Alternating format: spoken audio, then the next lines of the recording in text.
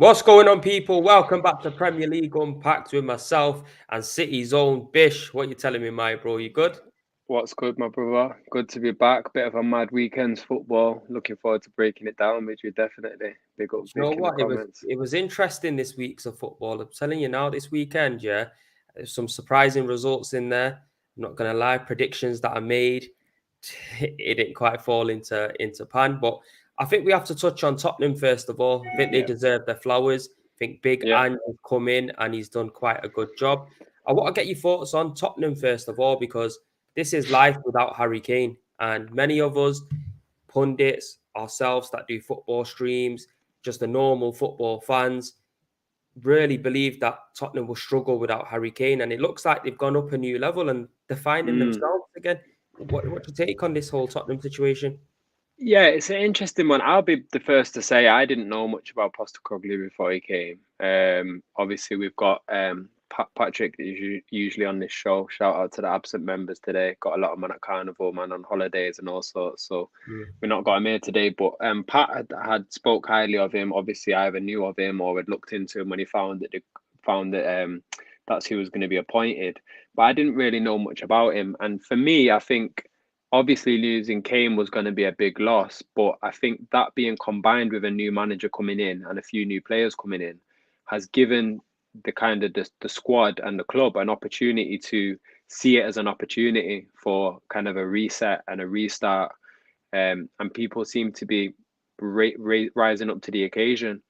And sometimes, especially when you've got a squad that has been struggling or a squad that doesn't necessarily have superstar quality throughout, like a City or like even like an Arsenal now, sometimes it can be debilitating to have someone like a Harry Kane in the lineup because mm, ultimately what's going to happen is you're going to have other players in that squad that are kind of like shying away to that level because of Harry Kane being there. And I think Harry Kane leaving has meant that people like James Maddison, who maybe are not on that Harry Kane level, mm, have been able to say, right, I can make this my time. I can make this kind of not my club, but can rise up and be the main man. I think that Harry Kane was not only such a top player, but he was also such a big name, especially in English football, that maybe he kind of closed down space for other players and overshadowed other players. mm. So Looking it more like seems a like team now as well, though, that, Bish, innit? yeah, absolutely. And it looks like, someone like a Richarlison, for example, we're not going to pretend that he's suddenly turned into the best striker in the world, but it's looking like he's able to do what he does now without it being constantly compared to Kane, without it being looked at as a Harry Kane lesser than. You can just take Richarlison for who he is. You can take Madison for who he is. You've got guys like Udogie at left back Mm, looking really exciting and really special. So I think it looks like a positive moment for Tottenham, and I think fair play to Postecoglou, all credit to him. He seems to have come in at just the right time, and he seems to mm, have managed to leverage this situation with Kane as a positive thing rather than a negative thing. See it as an opportunity to, like you said, bring the squad together, see it as an opportunity to challenge some other players to step up to another level of responsibility. mm, If I was a Tottenham fan, I'd be excited. And they've done good business. Udogie was on loan at Udinese last season, but when they bought him from Udinese in 2022, I think it was only, they say it was about £15 million they paid for him. He mm, looks like he could be a really exciting talent. Madison, they only paid 40 million for. I think that's one of the steals of the window. mm. And Um, you've got to look at so Basuma's revival. It's been the massive to the Suma, squad. yeah, Bringing in Sarr into this team as well and dropping 100%. Højbjerg to the bench, that has Yeah, made a very big difference. It's a given lot them more energy. youth and energy and Yeah, freshness in the middle of the park. And 100%. especially like even players like Son and Kulusevski, yeah, people might say Son might be past it now or whatnot, but you are seeing a much better Son this season Yeah, than last season. We do know that he had a 100%. hernia trouble as well last season, and maybe that could Yeah, have had impacted his game in some way. But you know what? I had Tottenham finishing seventh, eighth. You get me? I thought without Harry Kane, they're really going to struggle.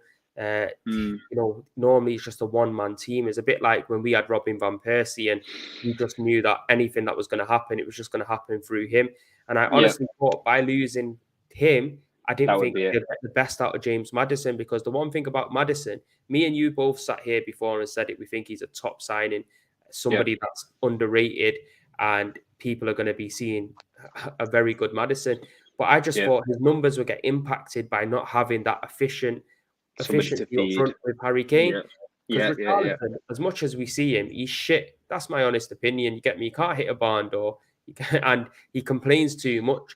And sometimes you have a bad egg in your team, it doesn't work out. But he's not That's letting that interesting. guy I get. don't. I fully don't. There's a lot of people that have that perception of Richarlison. For whatever reason, I don't see him like that. I think.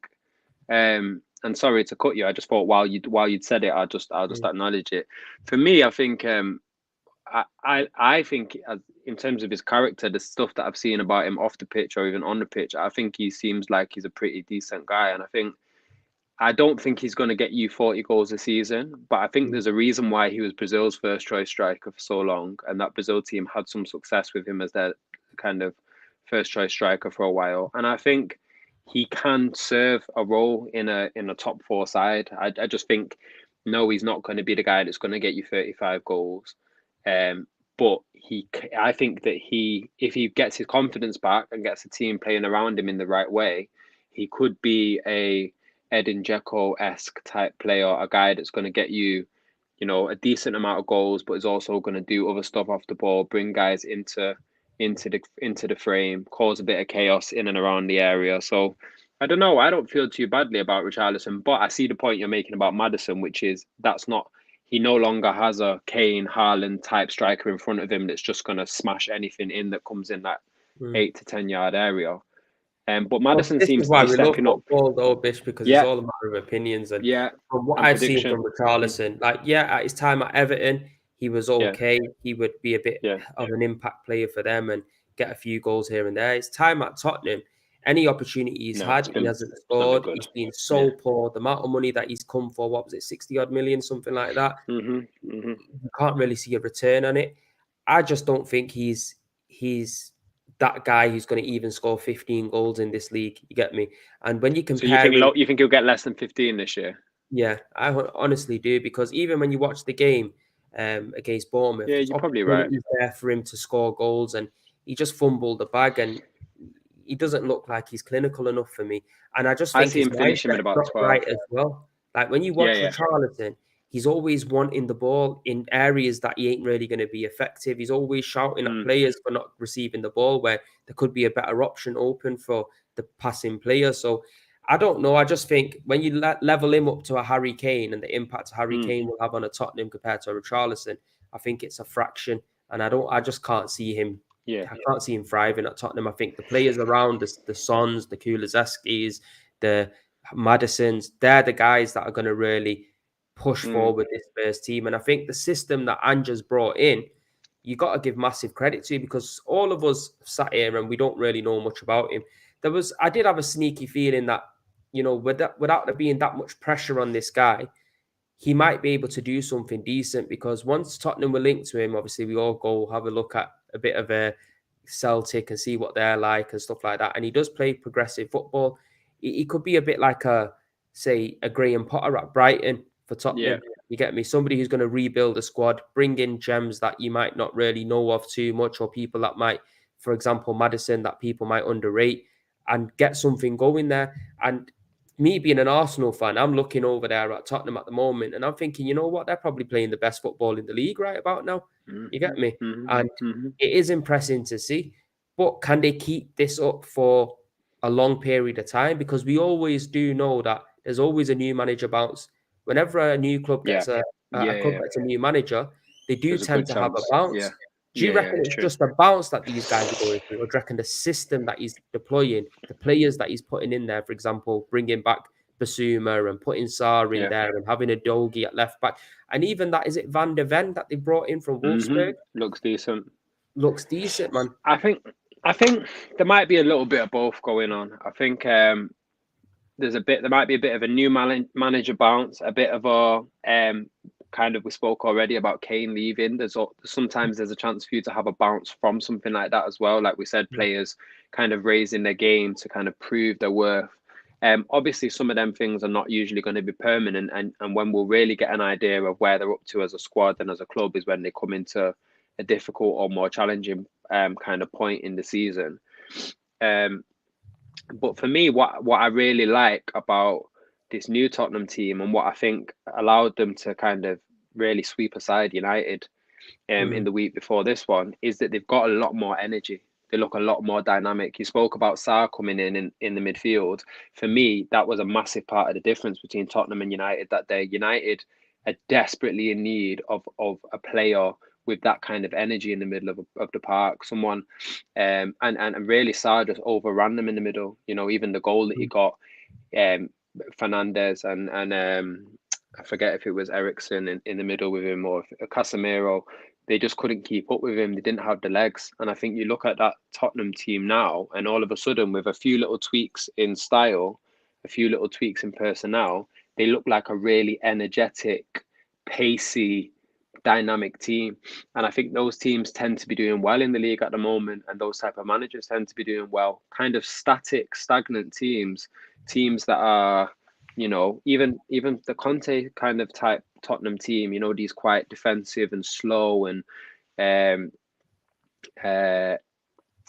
kind of thoughtful teams don't tend to be the teams that are thriving at the moment in the league. It's the teams that are able to have bursts of energy. And don't get me wrong, one of the things that's fascinating about the Premier League at the moment is how diverse some of the styles are that are being successful.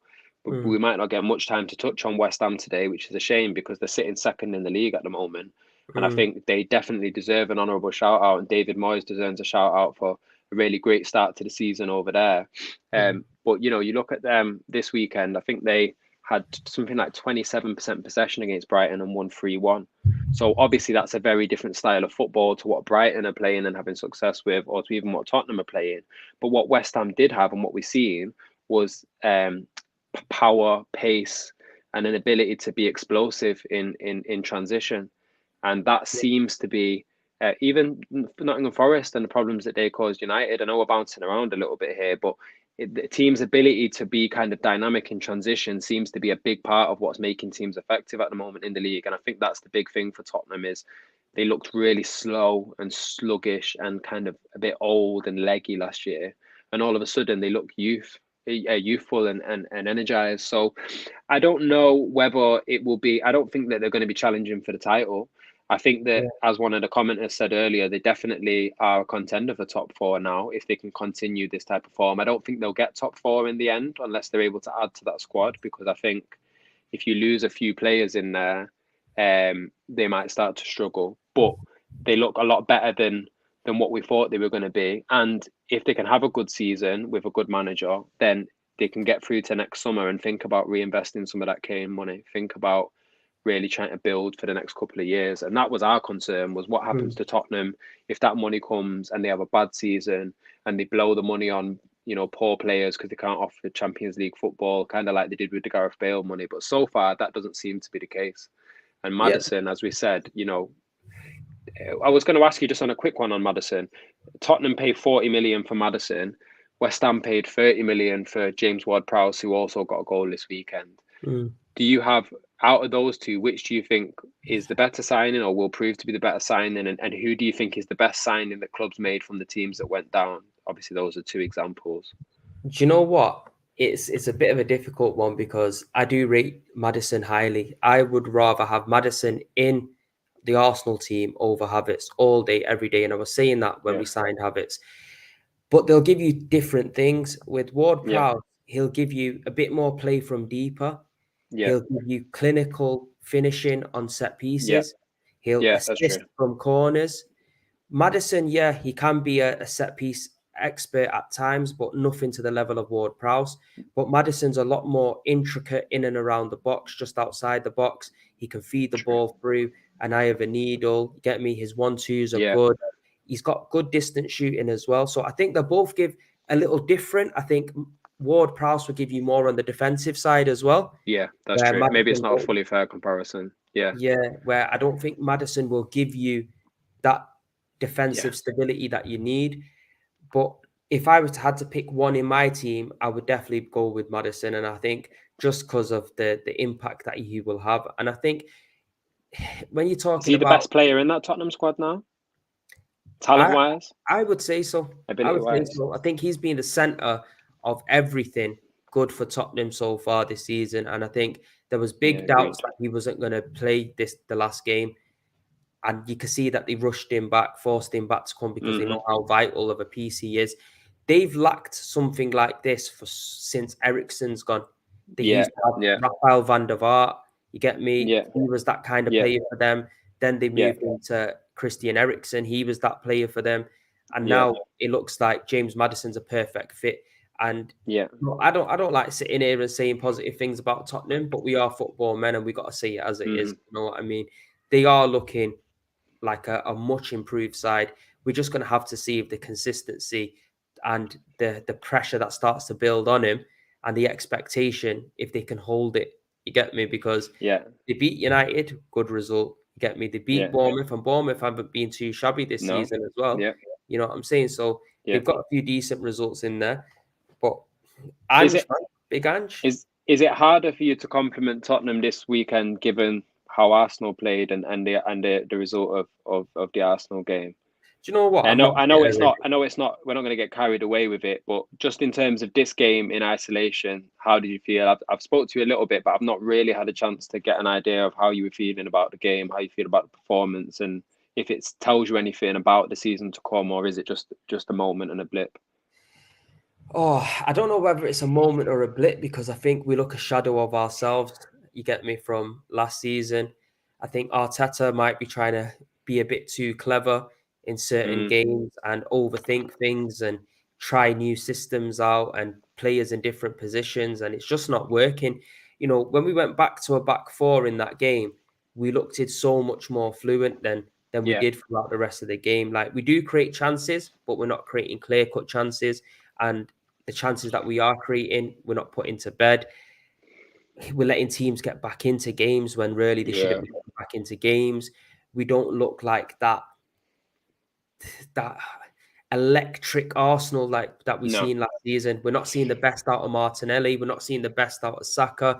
Gabriel Jesus is back, and hopefully that can change a little bits and bobs. yeah, But we're not really controlling the middle of the park like we have seen us do.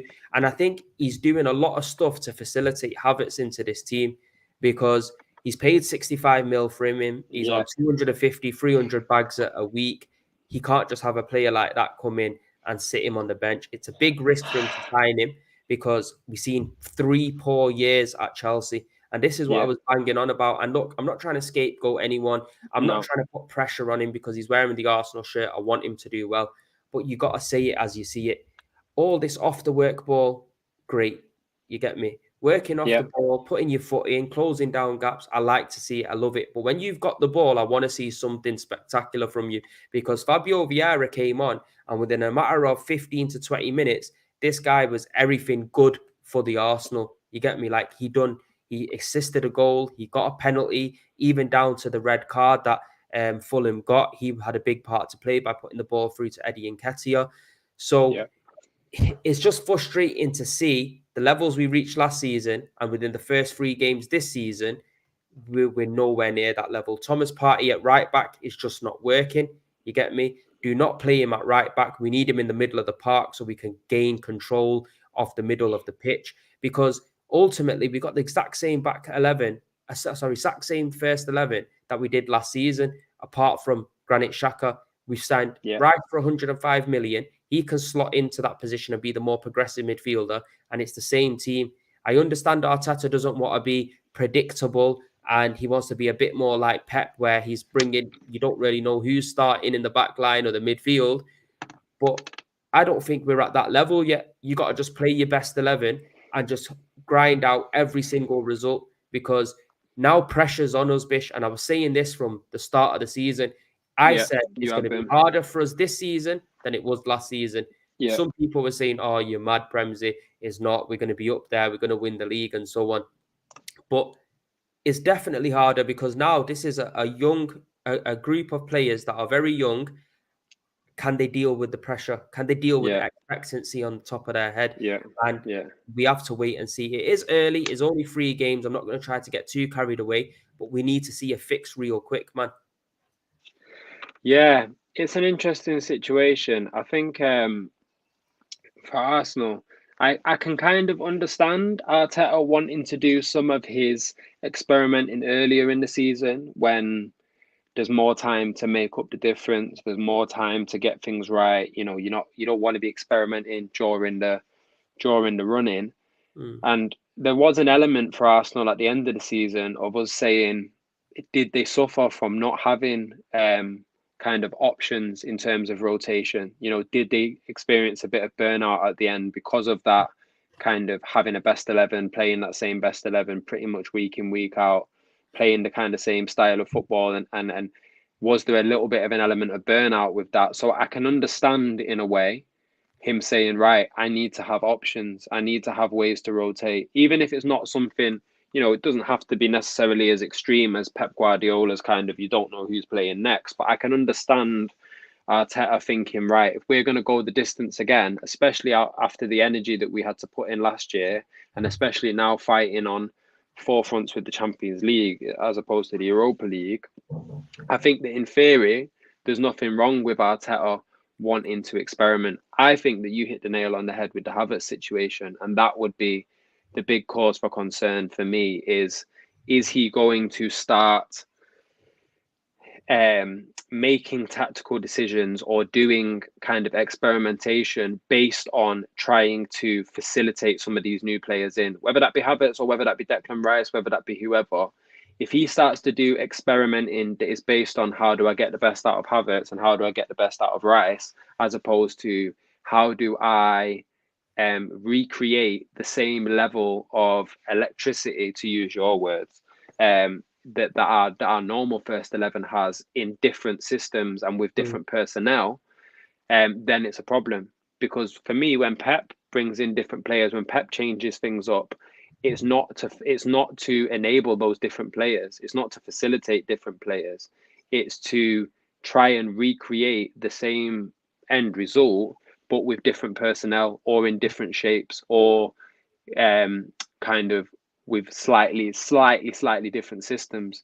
mm, And that's what allows City to, have two defenders come out, another two defenders come in, a different midfielder come in, even potentially go to two up front, or have somebody that was playing on the wing come into midfield and still have a similar result um in terms of style of play, in terms of how we control games, in terms of the kind of outcome that he wants to see. And I think mm, that for Arteta, there's nothing wrong with experimenting, like we say, if it's a matter of, okay, how do I have that same electricity when Saka's on the bench?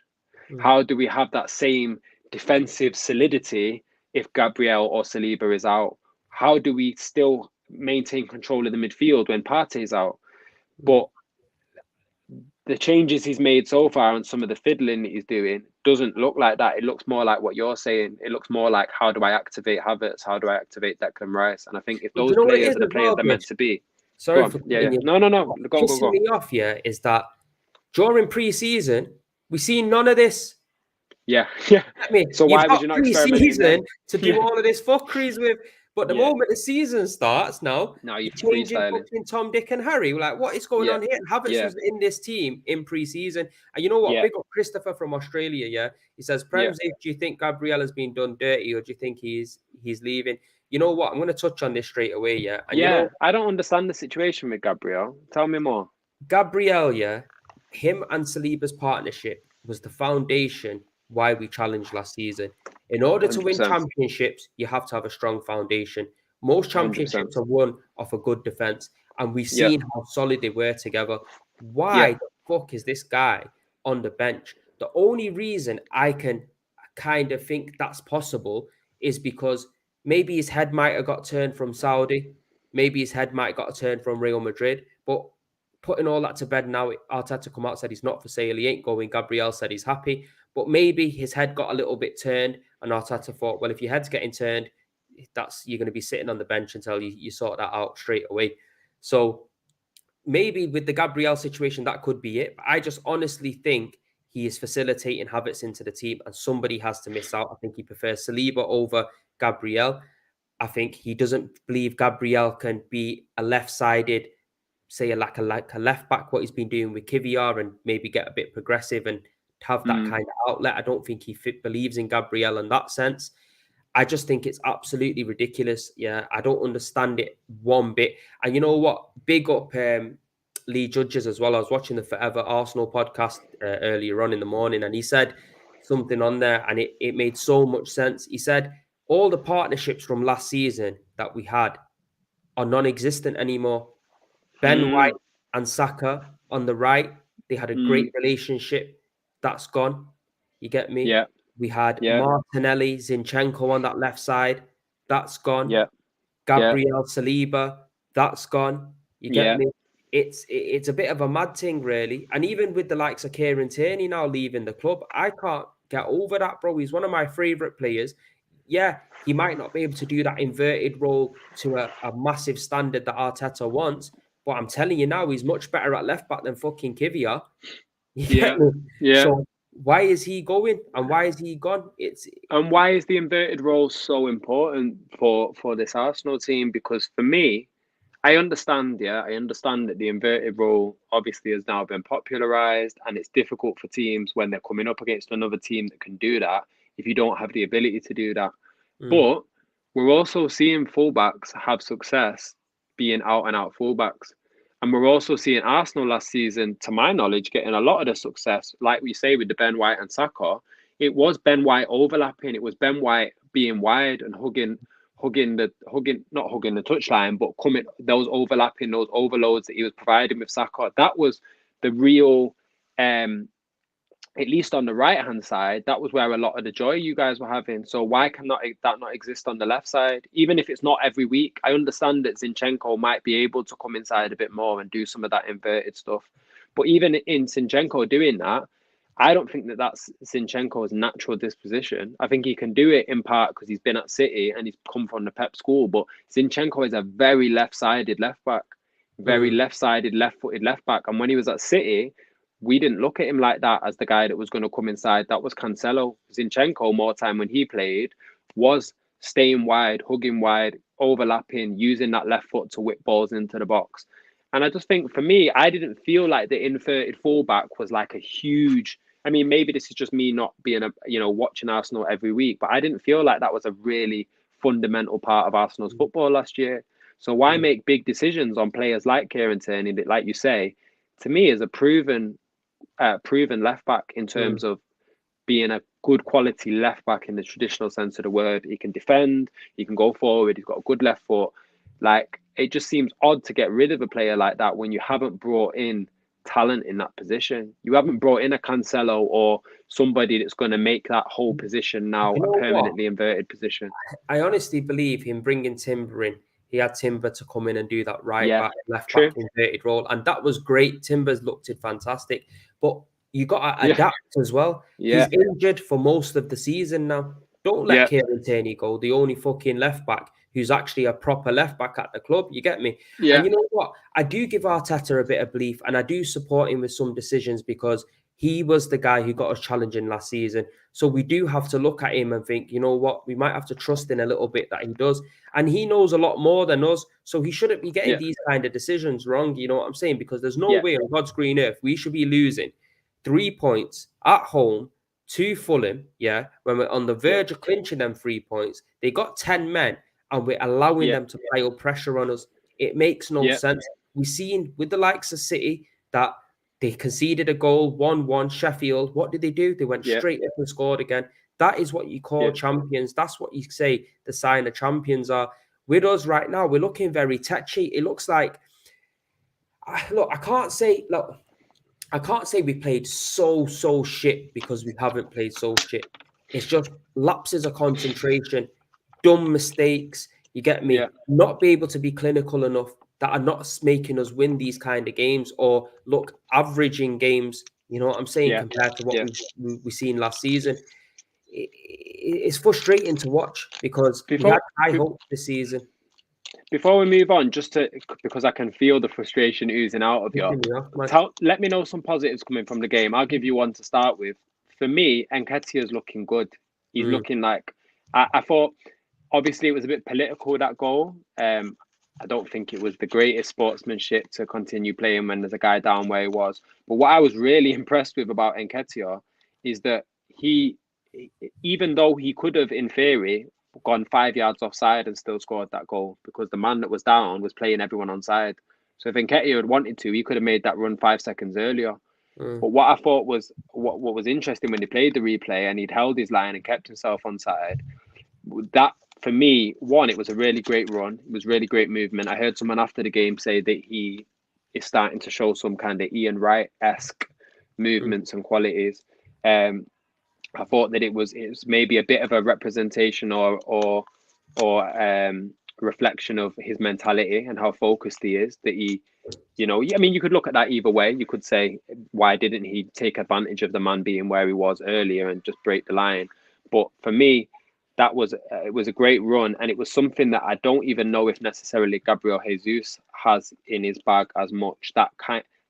Not to say Jesus doesn't have great movement, he does, but Nketiah is now starting to look like like he could turn into a real dangerous out and out striking option for Arsenal in a different way to Jesus. Jesus, we know, can do a bit of that, but also, likes to break out into the channels, likes to create things around the edges, scores all different types of goals. But Nketiah is starting to look like he's going to be, I know it's early to be comparing him to Ian Wright, but in that mold of like a fast, direct, great timing of his runs, good finisher. I wouldn't say I wasn't convinced with Nketiah, but I didn't know enough about him to think that he was a serious guy. He's starting to look like he's breaking into that category with maybe not Saka yet, but Martinelli. I think now you've got to say that that he's Emil Smith Rowe. He must be at least on a level with him in terms of players that you can trust from that young cohort to come in and do a job. That seems like a positive to me. One, I'd like to know: do you agree? Do you like the look of Nketiah? And are there any other positives that you're taking from that game or from some of the Arsenal performances? Do you know what? I've been a big critic of Eddie over the years, and maybe it might be a little bit harsh, but I'm one of them guys that I want to see impact straight away. And credit to Eddie, every time he's been involved in the team, he has stepped up and he has made an impact. He has scored a goal, or he's assisted, or he's won a penalty. When Jesus was out last season, he stepped in, he made a difference. He really did. He kind of really kept us going. So credit to Eddie Nketiah, and I think he is starting to develop and get a lot more confidence within himself as well. We've seen in the Amazon documentary when Lokonga was fucking sobbing, he literally slapped him up and said, "Look, I don't know what you're crying about. It's not just you not playing. You got to earn your spot," which is that attitude I do like. I've always thought Balogun is a better finisher than him, and I thought Balogun would go to higher heights than Eddie Nketiah. When he got the number 14 shirt and he was on 100 grand a week, there was big complaints from not just myself but everybody.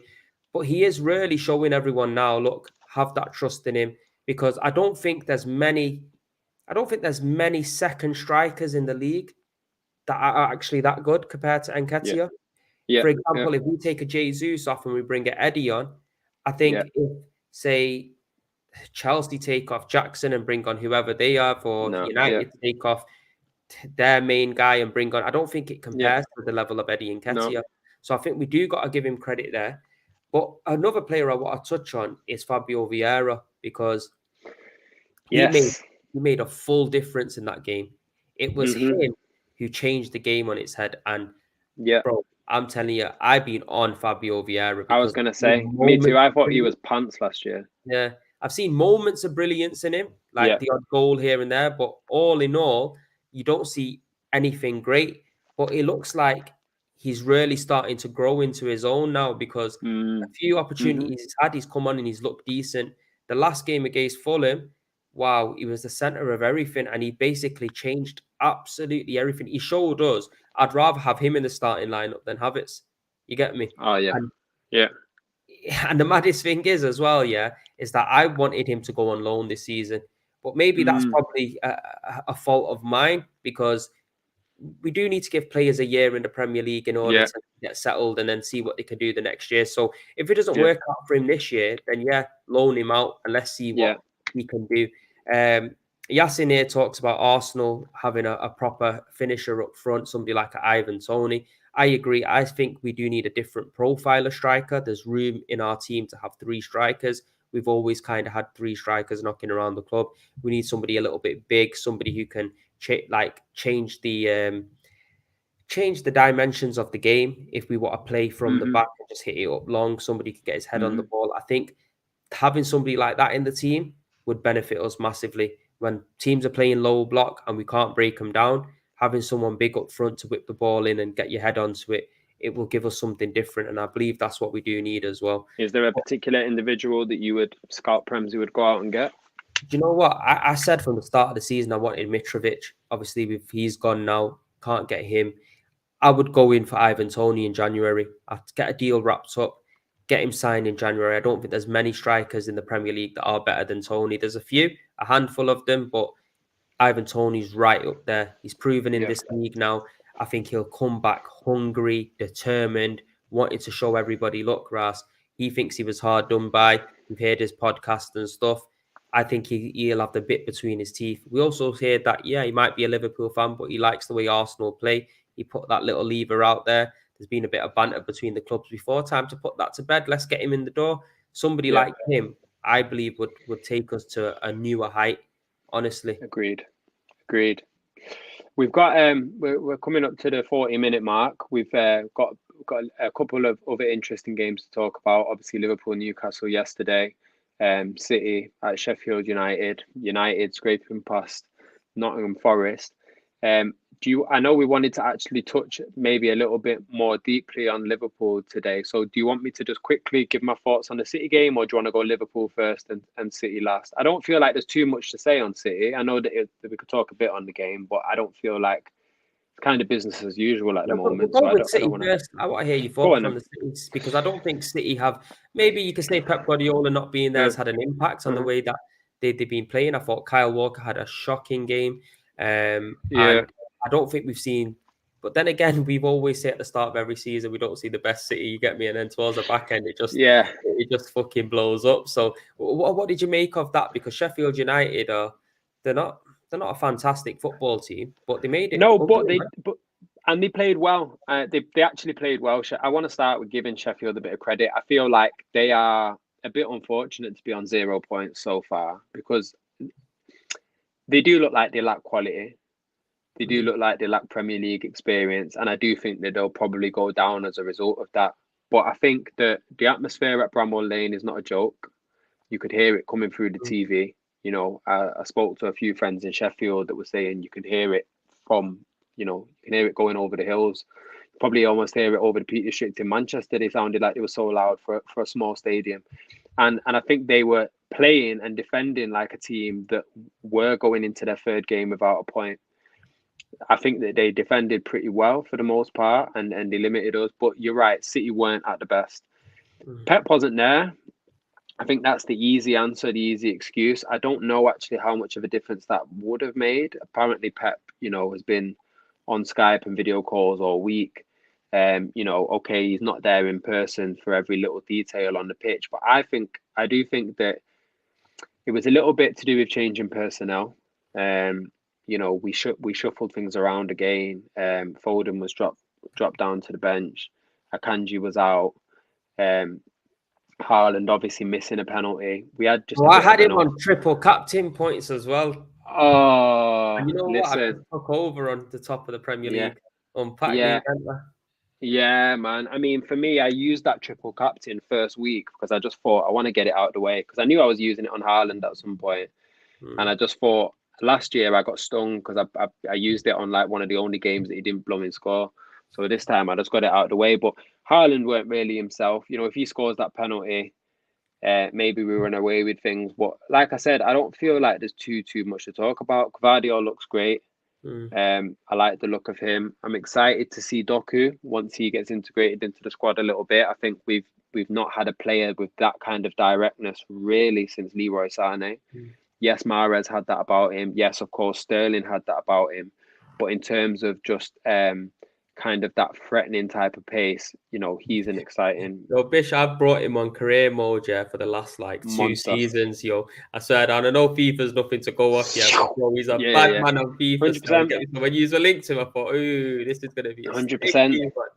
Yeah, that's exciting for me, and I think that also probably points towards what we suspected is happening with Foden, which is them trying to really push him inside and make him a kind of more like a like a Kevin De Bruyne replacement. Not replacement. That's not fair on Foden because he is his own who he is in his own right. But to make him fill that same hole on the pitch, so I think that's where you'll get the I'm best not out of concerned. Foden, man, because he's such an Me too. intricate player. And Me too. like, if you put him in that number 10 position, he's built right for it, man. Like, Yeah, he's like the he should have old been the next number David 10. Silva. Yeah, like Yeah. he's got that Absolutely. flair about him. He's Yeah. got the He can whip pick on a his pass. shot. Yeah, man. Yeah. He's quality And actually, player, he's not. He's and sometimes I think Foden. Don't get me wrong, he got a decent goal return last year in the first half of the season when he was playing consistently. But I don't think that his finishing or that kind of final third, like clinicalness and deadliness isn't probably his best attribute.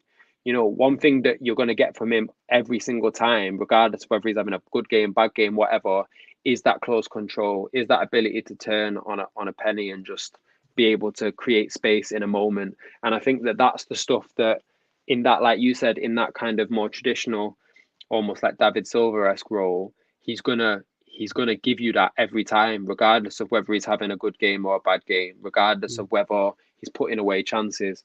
And where he's been playing in the past, maybe as a winger or almost as like a false nine or off the striker, he does a good job. But now you're relying more on things like his finishing, which for me isn't his top attribute.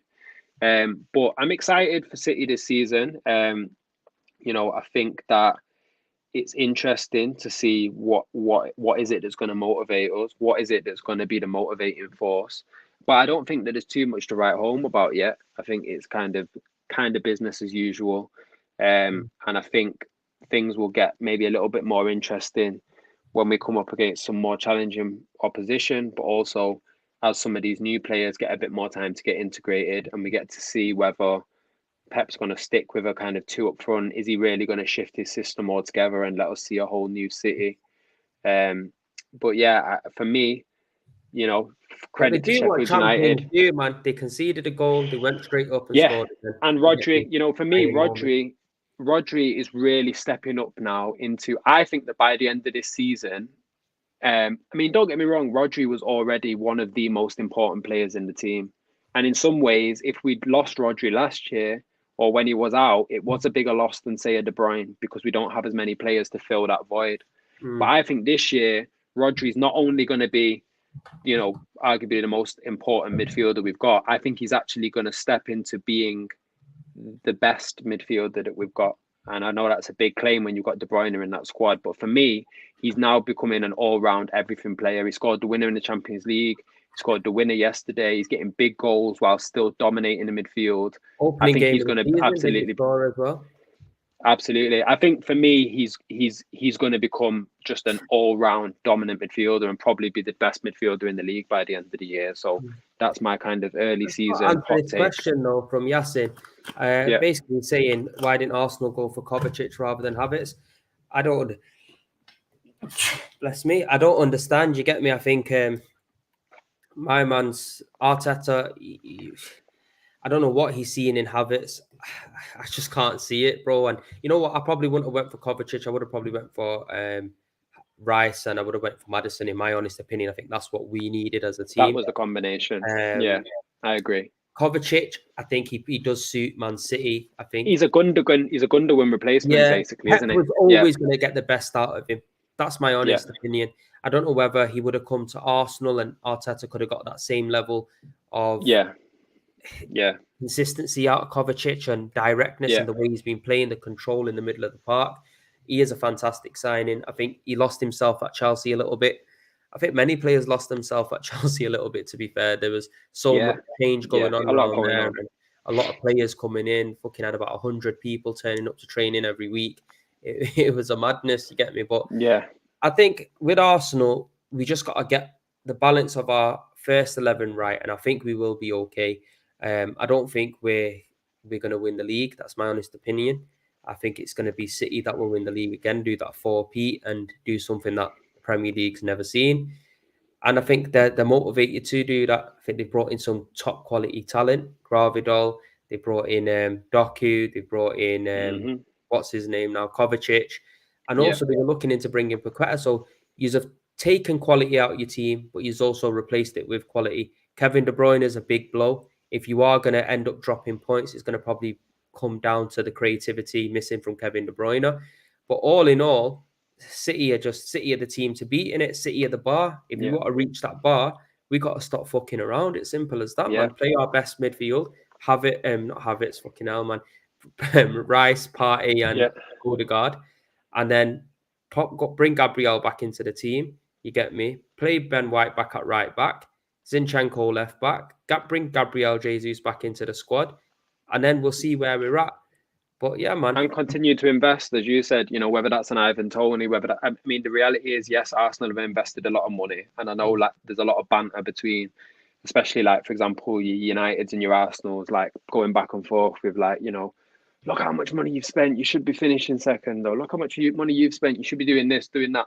Almost like trying to like discourage or downplay the amount of money that's being spent. But the reality is that the quality in that City side, outside of just the quality of Pep's management, when you look at the quality that City have got throughout the team, and that isn't actually just from City outspending everyone, it's also from City having a really brilliant transfer strategy for the last 4 or 5 seasons, which has meant that actually we've spent less than, say, an Arsenal or United in recent years, but have ended up with a squad that's just full and rich of quality. And I think that the reality is that you look at that Arsenal team now and you look at the City team and you say, right, Arsenal have added in the window, but City have added as well. And I don't think Arsenal have added enough to close the gap. I think Arsenal probably need another 2. A fair bit this season, though. Oh, yeah, we have. We spent... No, don't get me wrong. I'm not saying we haven't spent money. What I'm saying is that we've not outspent an Arsenal or a United.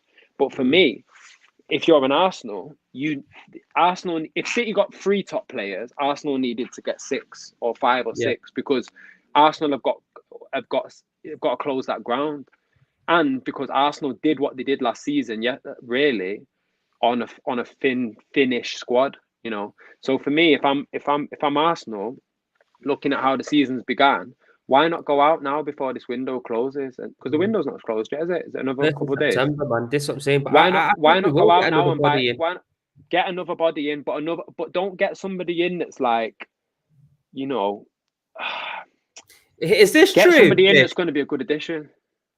Bayern Munich link with Scott McTominay. What the fuck? I haven't It's even a weird, seen that, to be fair. That's a mad thing, that. You know what? It's a weird one, but sometimes Bayern Munich, especially in the middle of the park, they have players in there that you just look at him and you think, he's not really that or that. But I don't know if it's the pace of their league or just the way that Bayern Munich play.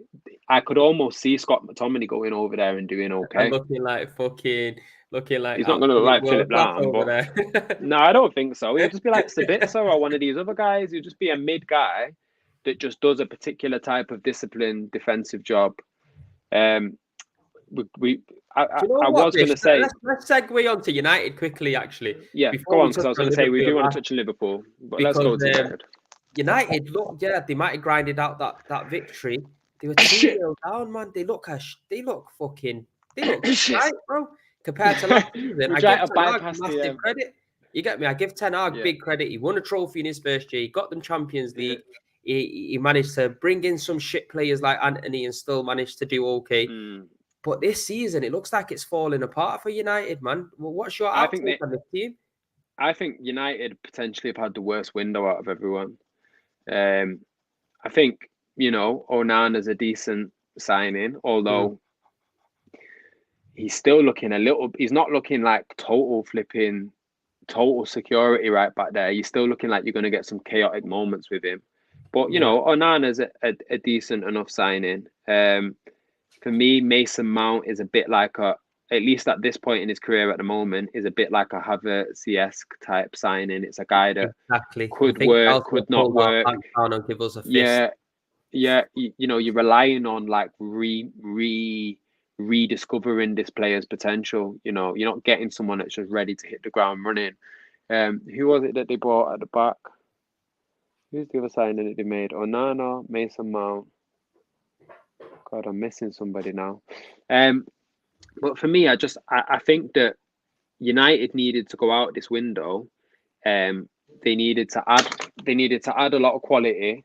But also they needed to add there was big things that team was missing even last year that I think they managed to get past from, you know, Ten Hag doing a decent job, other teams not performing well.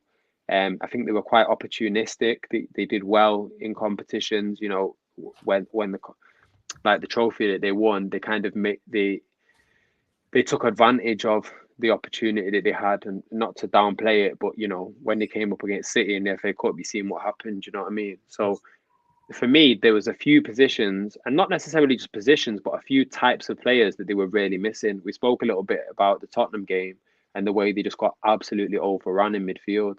You know, United fans were doing up football porn over Casemiro last year, and yeah, he's a good midfielder, but the guy's got no legs, man. Guy gets Do you know overrun in what, the though? middle. I gotta say though, it is a little bit shady on Casemiro. He isn't getting that support and help because realistically, Oh yeah, Fernandez he's ain't not gonna meant be. to be that guy. Yeah, Yeah, you're absolutely right. Casemiro at that age and just who he is as a player is not meant to be the guy that's competing with a Salah or a Rodri or a Partey you know, and a lot of these midfields now have got, like, look at that Newcastle midfield, bro. Tonali, Gimenez, and Joe Linton.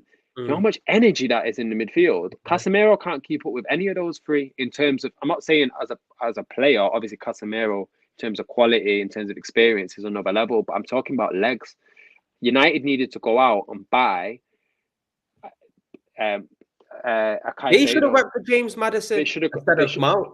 And I was Well, saying this to United fans, and these that's true as fucking well. idiots were telling me, nah, No. I'd rather have Mount. I'd rather have Mount. Thinking, I what do is think they going should have got on? Maddison over Mount, but I don't even think that that's the type of player they needed. I don't even think Declan Rice was. I think they needed a Caicedo. They needed Yeah. Lavia. They needed one of these, like, you know, even a Basuma, like not to say that Basuma was for sale, but one of those type of players. And the reality is, those players aren't that hard to find. To find the best one in the world is hard to find, but the French league is swimming with guys that can play that role, that are going to come in midfield and give you quality, but also give you energy and power and an ability to be competitive and compete in the middle of the park.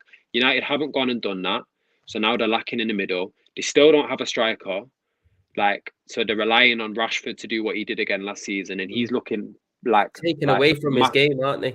yeah, he's looking like Maka Rashford again.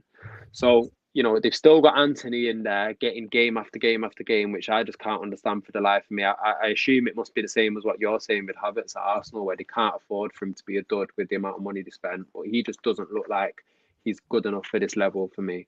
So I just think United have failed the window miserably. And I think what's going to happen potentially is that they're going to lose momentum. They might start to come unstuck and have, you know, really, the start of this season could have looked a bit like the start of last season, but they're just a bit more resilient and they've managed to bounce back in a few games. That Nottingham Forest game, United didn't have to bounce back the way they did. You know, a couple of things swung in their favour in terms of just decisions and the way that the ball lay. And obviously, Nottingham Forest didn't have the experience to hold out. But if United hit another rough patch like they did last year, I don't know if they're going to have the same patience with Ten Hag, and I don't know if they'll be able to come out the other side of it as strongly as they did last time. Already, I've been seeing certain guys like Flex, for example. I seen asking the question the other day on the United View: has Ten Hag taken United backwards? You know, there's a lot of questioning starting to come. You know, even Saeed, our guy Saeed, been questioning what's going on, whether they're progressing or regressing. I just think that they've had a really poor window again. And it's not because they've not spent money. I just think that they've not gone out and got the right type of players. And I think that they'll struggle. I don't think they're going to be anywhere near competing for the league. I think they're just going to be in another dogfight for top four. I think they might be able to get the top four, but I don't know if that's progression from last year to just be in a top four dogfight again. So You know what? that's my take on it. it doesn't look great at Manchester United at the moment. That's just the truth of the matter, innit? Like, yeah, Ten Hag done well last season, but ultimately is what you do moving forward. I think he's scared to drop Anthony because he's his signing, but Yeah, it makes no sense because he's dropped Malacia, he's dropped a few other yeah. guys that he's brought into the squad. I think Sancho looks much better than Why Anthony. Sancho is You not get getting me? why Anton Ferdinand was saying that on some interview I was watching the other day. Like, how is it that Anthony is getting week after week after week to prove himself, but Sancho's just getting these little moments when Sancho was more proven than Anthony coming in through the door, for one. Mm, And two, like you said, for me, Sancho has shown more promise recently than Anthony has, but Anthony's yeah. getting week after week after week to figure it out, and Sancho's getting little And moments. the It's maddest thing is, Bish, Pepe's got better stats than both of them in the there you first couple go. of seasons. So, and There he you was a go. big, massive flop in everybody's eyes. So, I don't know why these guys are getting too much time. And you got to think about it as well. I think Rashford through the middle, Christopher says is a disaster. And you know what? We know his best kind of he plays best when he's coming in off the left hand side, and I think they're trying to just fill that gap of a striker. You know, with Martial always injured all the time, they've signed Hoyland with a back injury, I think it is, and he Oh, can't Hoyland, play that was the already. other one. Another It, poor signing.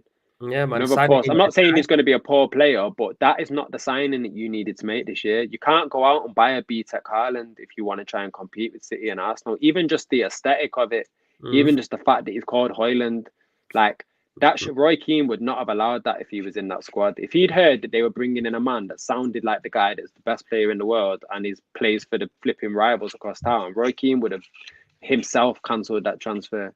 The fact that United have got that kind of losers mentality now speaks volumes. You know what I mean?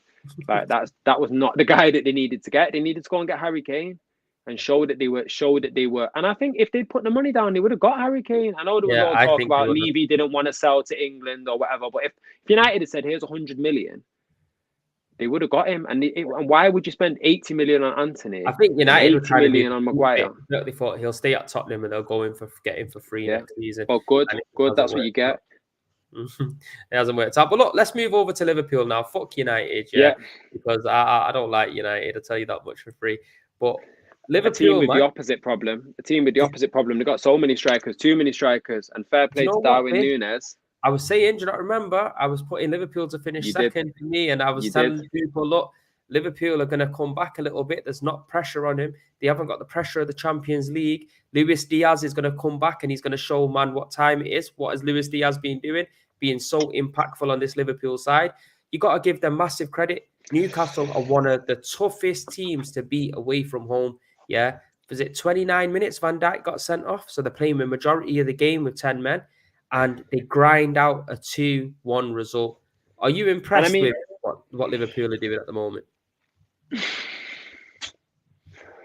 I think it would be a stretch to say that I'm impressed with Liverpool. I think they look better than last year, which was to be expected for me. And I actually was when we had that kind of debate with the other guys on the prediction show.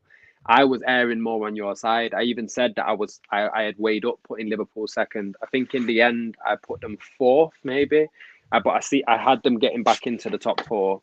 And for me, Newcastle, I think, dominated Liverpool. Yes, they had the sending off, but even before the sending off, Newcastle, for me, looked like the better side. I think that, you know, really that was credit to him because I've been very harsh on him. Darwin Nunes came on and had an impact worthy of the kind of money that they spent for him. That's Mm, why you spend that kind of money. It's for a guy that can come on when you're 1-0 down with 10 men and kind of almost single-handedly win you the game. mm, Um, so fair play to Nunes and fair play to Liverpool for keeping in there. Like you say, with 10 men against Newcastle, who are a top side, to keep it at 1-0 for that long, to contain that Newcastle team, which have got a lot of firepower now, and then to be able to have the resilience and then the firepower of your own to go back up the other end and get 2 goals. That's something to be applauded.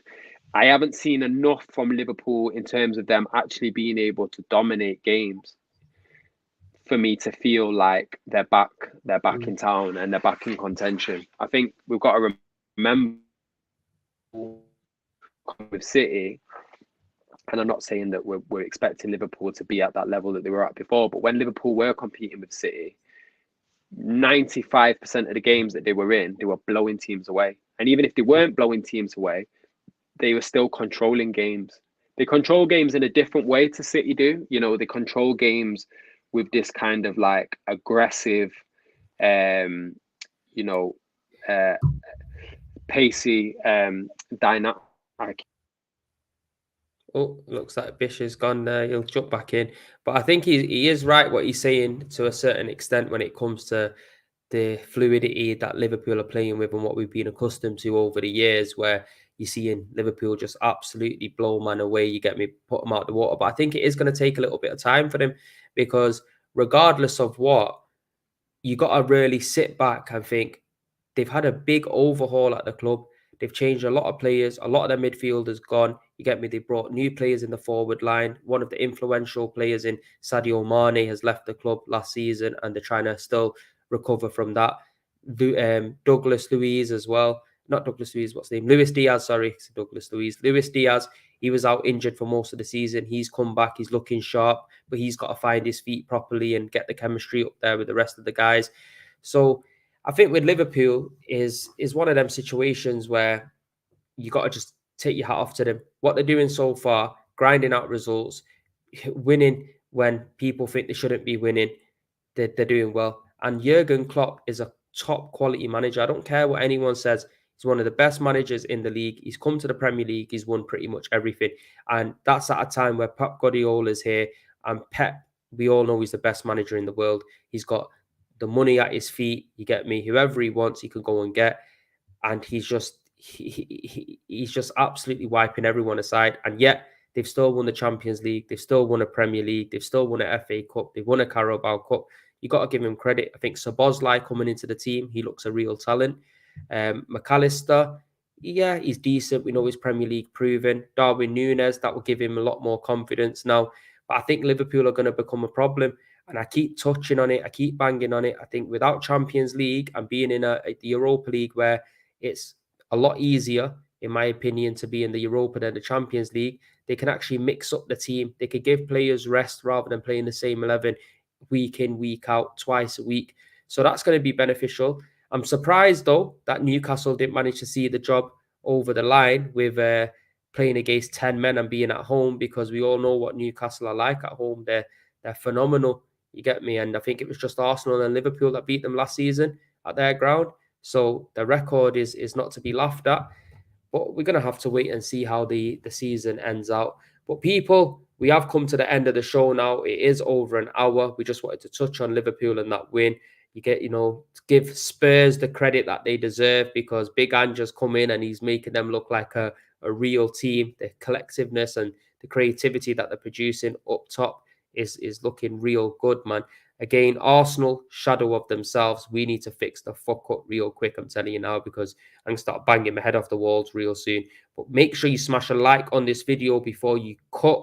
Subscribe if you're new people. But peace and love, and we'll see you next week.